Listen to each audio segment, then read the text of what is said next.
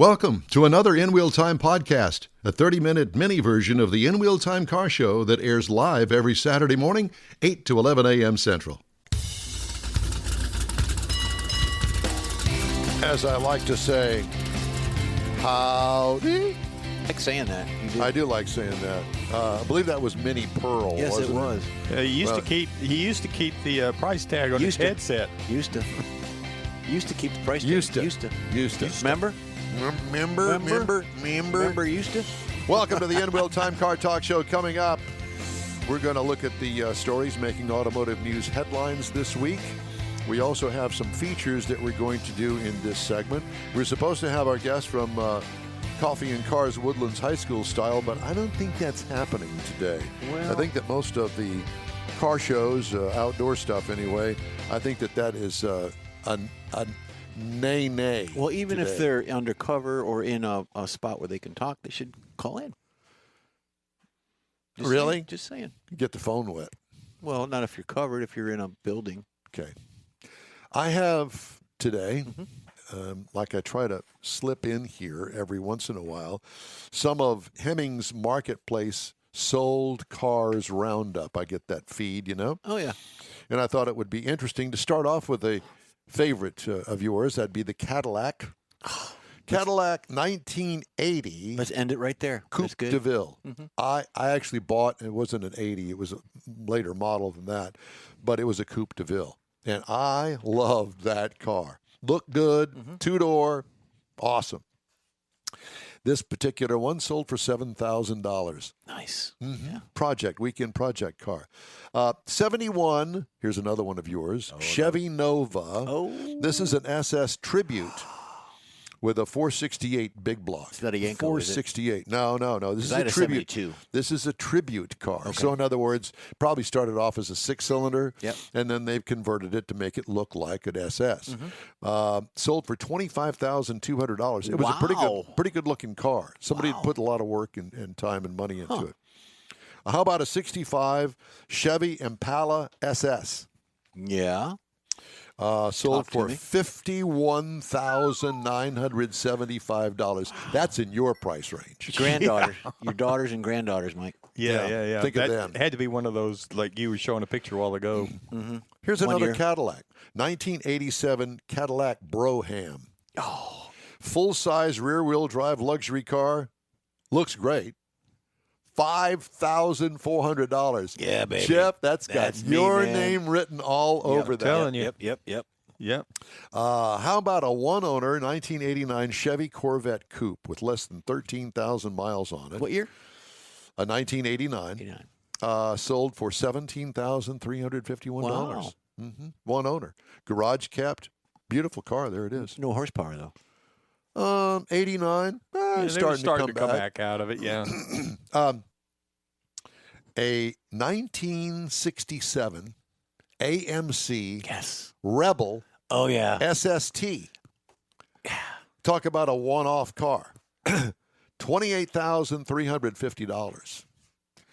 That would be, I don't know whether it's worth that or not, but it would be unique. You Yes. never see those. A 1975 Mercedes-Benz 450 SL. Now, that's the two-door little sports car looking thing from Mercedes-Benz. 75. And it sold for $12,600. I was thinking 10. Were you? Yeah. Yeah. Here's one. This is for you, Mars. A 1940. But that was the year you were born, right? 1940 Chevrolet 3/4-ton pickup truck with an older restoration and some recent work. It looks fabulous. It sold for $25,200. Fabulous. It's fabulous, darling. Fabulous. It looks pretty good. There's one thing about Hemmings. It's really an enthusiast publication. And they have it online now. And people sell cars. And generally speaking, you're going to find some really cool cars there, whether they're drivers or they're show cars, whatever the case may be. It's a great place to look if you're in the market for something as a hobby car, I think. 1927 Ford Model T Roadster.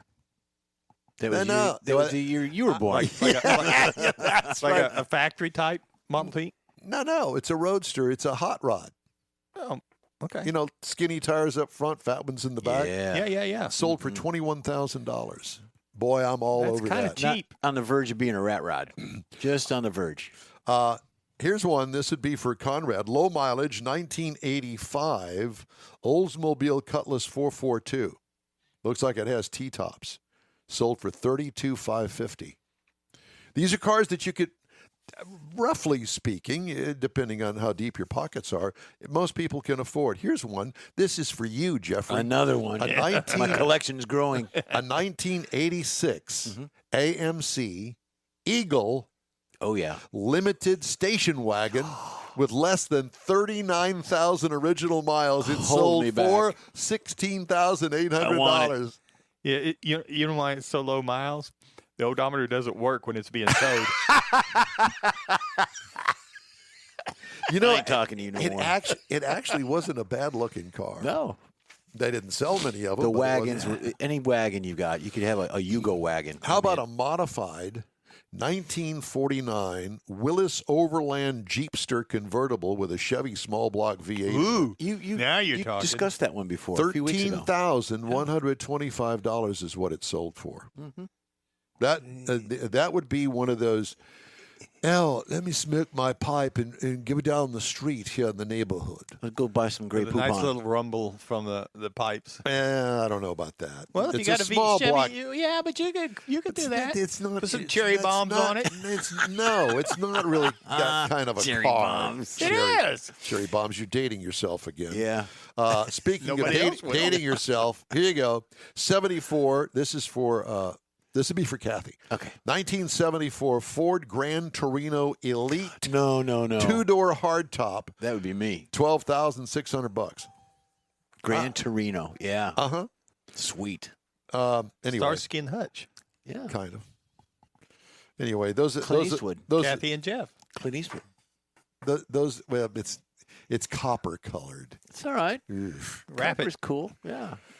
Kind of like my old 1966 Corvair that was, what did it called? It was called Aztec Bronze. And it had been sun faded, sat in the field for years, and it looked like primer red. It was so ugly.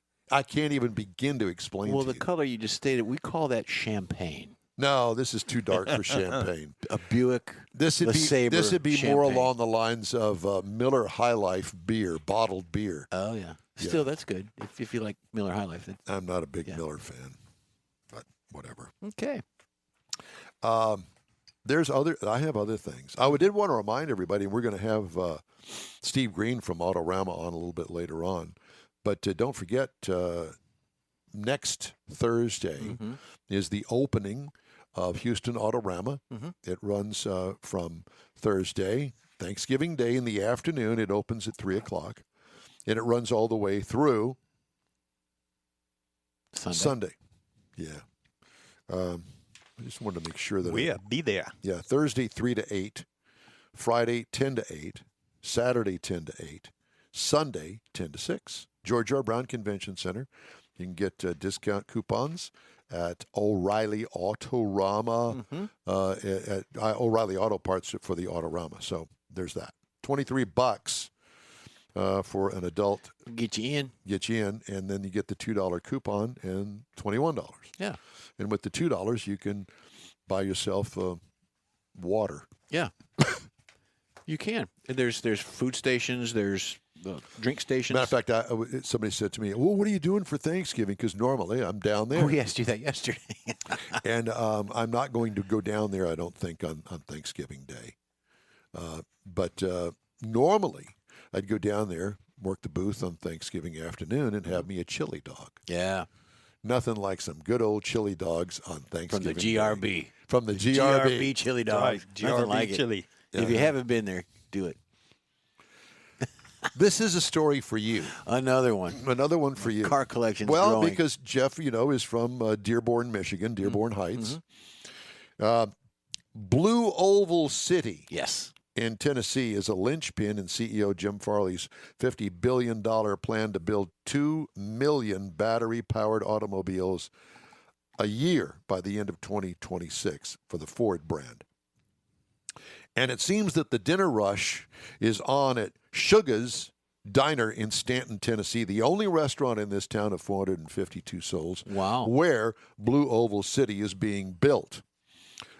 This is the first new Ford plant in 53 years. And it is going to be really something. $50 billion plan to build 2 million battery-powered vehicles a year by the end of 2026. It's not too far off. No, it's not. No. But didn't Rouge build a plant, or they built a Ford plant, a technology center in the Rouge area? They rebuilt. They rebuilt Rouge. Right. Yeah. But it's a technology center for EVs? Isn't that where the truck comes out of? And also, it's a truck plant. Right. But there's a lot of stuff there at the Rouge River plant. Mars and I have been there. Yep. And it is absolutely beautiful. Well, back when I grew up there, it wasn't that, but it was still conventional. So. The Blue Oval City is a $5.6 billion compound that will eventually team with nearly 6,000 workers and spit out about 350,000 plug-in trucks per year from Ford's first all-new automotive assembly plant in more than half a century. Blue Oval City, I've told you about that. That's what it's going to be called. And Ford executives say they aren't abandoning their Michigan roots, but Blue Oval City has been designed for growth. The vast 3,600-acre site is 3 times the size of the mighty Rouge factory complex that Henry Ford built over a century ago. I was watching. I'm sorry. So that means the Rouge is 1,000 acres? It says it's 3 times the size of the Rouge factory. The vast 3,600. Didn't realize Rouge was that big. I mean, Rouge is huge. Yeah, it's huge. Because remember, Rouge, they had all of the suppliers, like the glass factory was on the Rouge River site. And so they didn't have to go elsewhere. They did the windshields and the windows for the cars at that site. Okay. They also had a place where they poured the steel for the frames and all of the stuff. Well, that was Rouge's. That was the mantra of Rouge, the cold steel, the hot, furnaces and things. That's what you think of people that grew up. You go there now and you can see like the big stacks, the chimneys and all that stuff. That's the only thing that's left there as far as the old original plant. And Great Lakes Steel was down the road from there, and they built steel products for Chrysler. Yeah. So, yeah, that's one of the things that I learned about Rouge River. It's a truly fascinating story about how Henry got all that stuff going. Old Henry. It just didn't seem that big, but and there's already controversy over this Blue Oval City in the fact that UAW, now this is a right-to-work state like Texas, Tennessee is, and UAW is going, hey, wait a minute, what about us? We need to be in there. And they're going, we'll see. Yeah. There's no guarantees. Play nice. And matter of fact, UAW was booted out of another factory in Tennessee that they're not UAW controlled, if you will. Thousands of construction workers boring deep holes for foundation footings using gargantuan drills that would look at home in a Mad Max movie. 6,300 holes that could accommodate a compact car dot the landscape. Wow. Huge. Rising from the soil is start of white steel skeleton that will frame the half-mile-long battery plant taking shape at one end of the site that a year ago grew cotton. Small towns nearby, residents view the future manufacturing colossus, as the writer says, with hope and trepidation. This little bitty town that has nobody in it is about to explode. Yeah. Housing, you got to house all those people. You got to feed them. Grocery stores, Walmarts, all that stuff. Yeah, their way of living is fixing to drastically change. Yeah. EV plugs for the chargers. There you go. Got to have those. Trash pickup. Probably a whole power plant, I would imagine. Ooh, for size of that operation, yes. And then you got to put an Amazon facility in there for distribution for all those folks. And And the More list goes restaurants. on Oh, and yeah. on and on. More and on. restaurants. Yeah. Churches. You Yeah, bet. there you go. Jails. Got to have those. Gotta have jails. We're familiar with those. We are. Yeah, you got to put those in pretty quick. Just before you That put would the be the bars first in. thing. Yeah. Bars. Forgot about that. There you go. Anyway, I want to do the Carvana story. Now, you do? This past week, there was some news that the CEO of Carvana had an interview with apparently some news people. Do tell. Well, I'm not going to get into all of that because it's all BS. I mean, the guy's, he's trying to cover his bases of the That too. ginormous loss that Carvana is currently going through. So here's the story from Automotive News. Used car retailer Carvana cutting 1,500 jobs, or 8% of its workforce, company said on Friday, amid waning demand for used cars on the back of sky-high prices and supply shortages. CNBC, which first reported the layoffs, cited an internal memo that the company faced economic headwinds from higher financing costs, and it failed to accurately predict how this would all play out and the impact it would have on the business. The weak demand has forced Carvana to sell many used cars at lower prices after having acquired them at a higher cost due to strong demand for personal transportation at the time. It is now faced with soaring expenses that have led to dour results in the last 5 quarters, raising investor concerns and sending its shares tumbling this year. We talked. Jaguar Land Rover said it was looking to recruit workers who had been, this is a different story. But at any rate, I did want to bring that up because I know that you have lots of Carvana follow-up. Well, I do, and we talked about that last week because it's an ongoing thing with Carvana, and I said I want to go ahead and look at some of the reviews, and there are plenty of reviews out there for Carvana. I want to say there's good, there's bad, there's ugly, and a lot of them Well, we are want to ugly. hear the Okay, bad well, and the I ugly. just pulled some. Here's one. You got to read these like Casey Kasem in the dedication. So this one comes But to you us. have to do it like this this. one comes to us from Las Vegas, Nevada, and they write, "Dear Carvana, having issues receiving my overpayment check. I had to make an extra payment since Carvana did not pay the bank within the time promised. Carvana told me the car payment was within a few days of my loan balance would be paid off, and the bank would credit me the overage. Sounds good. Carvana did not pay the original amount, which was supposed to be paid on the new payoff of the car, yet they were asked to make another payment to Carvana, so they double paid. So this brings the user's recommendation, be careful. Carvana is good in the beginning, but once the deal goes through and if they owe you money, good luck. No one will send you the email or even leave a message on your phone. So that was a bad experience for that person. And the other thing I see, this one comes to us from Anthony. Anthony in whatever city.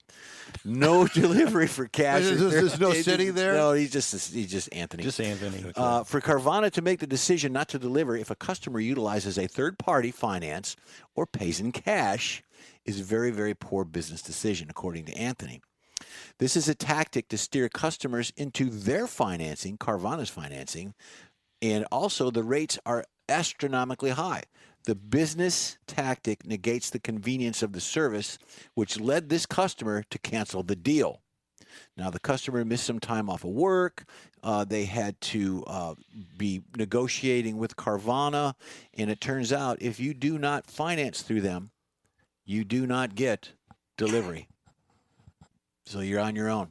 You got to go get it or whatever the You case. got to go to that stupid vending Whatever machine. the case. How many quarters you got to put in there to get I your don't know. car It's out? just one big giant one, I think.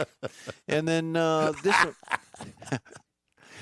Christina from Tucson, Arizona. Dear Carvana, the company is a ripoff. Now, this is her words, not mine. After all the documents were signed, she had to buy car insurance through them. The company was Root Insurance, LLC. She was also asked to buy car insurance from her local insurance company because they requested that also to have the car delivered. So Christina sent the insurance card to them, and it was rejected because the car is a Nissan Altima, but the insurance card only said Nissan. It didn't specific on the styling of it. So after they corrected it, they sent it through again. It was still rejected. Rachel, the representative from Carvana, hung up on these folks and never to be heard from again, so they canceled the deal. The user recommendation from Christina is do not buy a car from Carvana. So there you go. You can look these up. They're online. There are some good ones.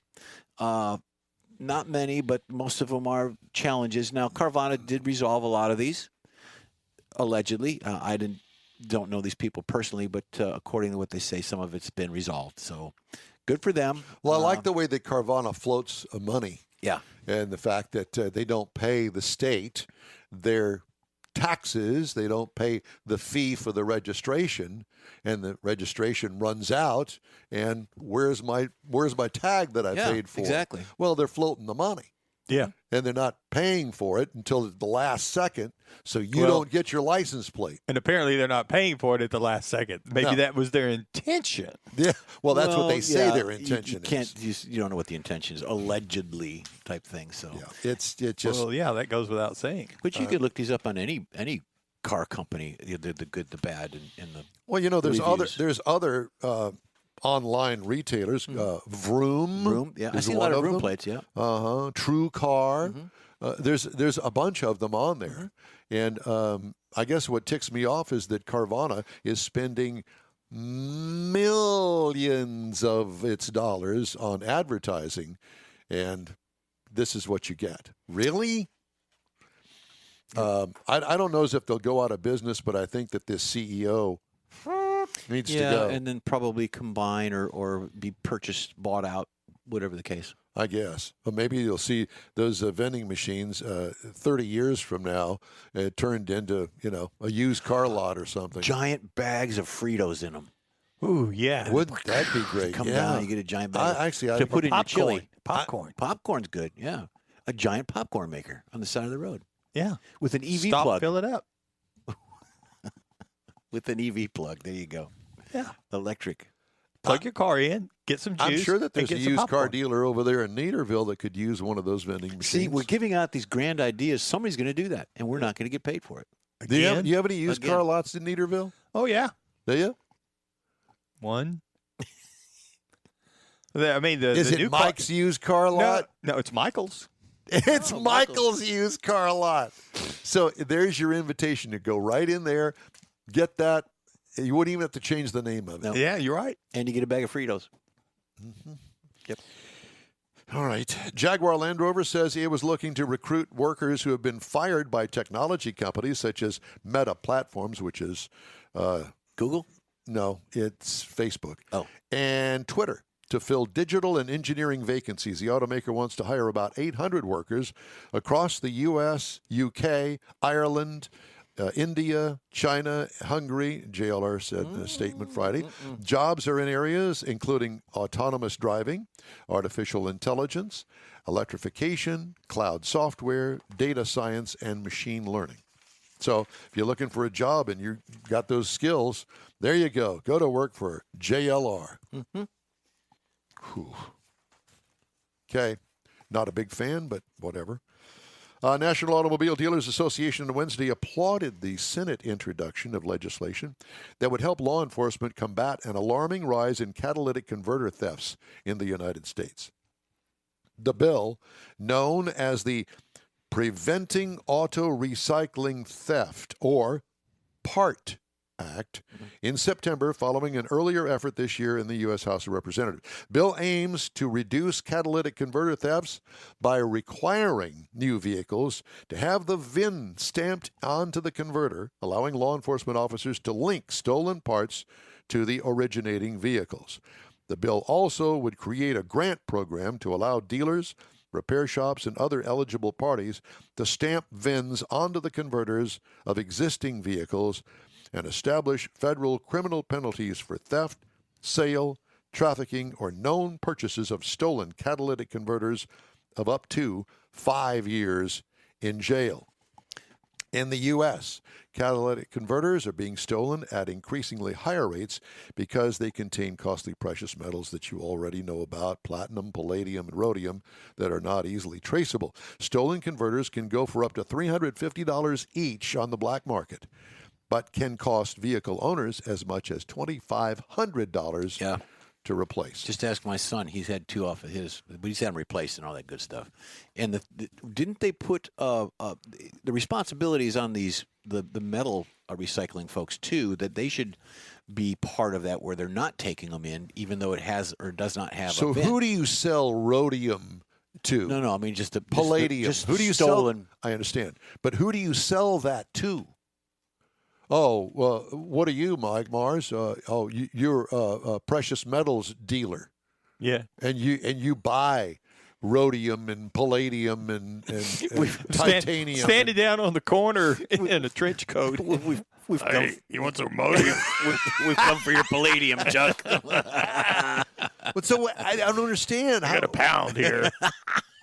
Where does this stuff go? Yeah, I mean, if you don't find the catalytic converter, okay, so that means that they've taken out. I don't even know what that stuff looks how you do like. it, yeah. And from what I understand, it's a little minuscule amount. Okay, so now I've got it. What do you do with it? What do you do with it? Where do you take it? Who's buying it? Buying it? I got a thimble full of luidium or whatever. Yeah, put it in a baggie. Sell it baggies. Right, take it down to the guy that buys diamonds and gold, and I don't know. Metal. I mean, there's got to be somebody. There's a buyer someplace. Yeah, that's going to pay $350 per catalytic converter for these 3 little things. I couldn't tell you. I'm not in that market. Yeah. We don't have people on the street corner over there where I live that do you have people on the street corner there? A few. Do you? Yeah, we few. Really? But it's raining out, so because they can't move out, or what? Well, it's because they're in transition from one street corner to the other. The thumb doesn't work anymore. No. Okay. Just thought I'd check. So well, I see that we happen to have poised to take the stage is Steve Green from Autorama. Yeah, he's sitting there. He's getting ready, chomping at the bit, and he's looking good doing it too. Looking so good. Steve Green's coming up. We're going to take a quick break now. We're going to talk to him about Autorama when we come back. You're on the In Wheel Time Car Talk Show. Stay with us. Starting to work on your Christmas calendar? Be sure to add the next Tailpipes and Tacos Cruise-In Saturday, December 17th. You'll want to attend Tailpipes and Tacos Christmas Edition at the Loopy Tortilla in Katy, 8 to 11 a.m. It's the only place cruisers compete for Loopy's Chili Pepper trophies and other prizes. There's no charge to enter your vehicle for Best Hot Rod, Best Classic, or Best Modern Classic. Tailpipes and Tacos is Houston's coolest and most unique cruise-in, and is your opportunity to see the best hot rods, show cars, classics, and resto mods. And get Loopy Tortilla breakfast tacos with adult beverages. There's no entry fee, and cars will automatically compete for those much sought-after custom Loopy trophies and other prizes. It happens at the Loopy Tortilla Tex-Mex in Katy on the Grand Parkway at Kingsland Boulevard, just south of I-10. It's the Tailpipes and Tacos Christmas Edition, Saturday, December 17th. The In Wheel Time Car Talk Show will be there too. Celebrate the Christmas season with friends and family at Tailpipes and Tacos. Saturday morning, December 17th, 8 to 11. We'll see you then, weather permitting. Hey, Houston! America's greatest hot rod tradition is back! Thanksgiving weekend! The O'Reilly Auto Parts Autorama! At the George Hart Brown Convention Center. 4 action-packed days of hot rods, customs, classics, trucks, performance cars, and live music. Do not miss the Ultimate Lowrider Showcase. Sponsored by Shorty's Hydraulics and the Traditional Rod Garage. Saturday only, it's the Tuner Galleria with 250 imports, JDM, and luxury cars, plus music and models. On the celebrity stage, presented by Nick's Auto Repair and Classic Car Restoration, meet Bad Chad and wife Jolene from Bad Chad Customs on Friday. Saturday, it's Dave Kindig from TV's Bitchin' Rise. Sunday, it's Danny Coker and Kevin Mack from TV's Counting Cars. Shop the swap meet and women's world all weekend. The O'Reilly Auto Parts Autorama. November 25th to 28th at the George Hart Brown Convention Center. Discount tickets at O'Reilly Auto Parts. Part of the Summer Racing Equipment Show Car Series. See Autorama.com for more info. The In Wheel Time Car Talk Show is now part of the iHeart family. Now you'll have access to 24/7 Car Talk anytime you need a fix. Just download the iHeart Radio app and ask for In Wheel Time Car Talk, and there we are.